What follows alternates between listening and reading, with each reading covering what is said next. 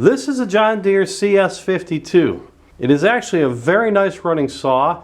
Unfortunately, it will need a new plastic trigger. This trigger broke, so that will need to be replaced. We're going to start it and trigger the carburetor manually so you can hear it run and watch it oil.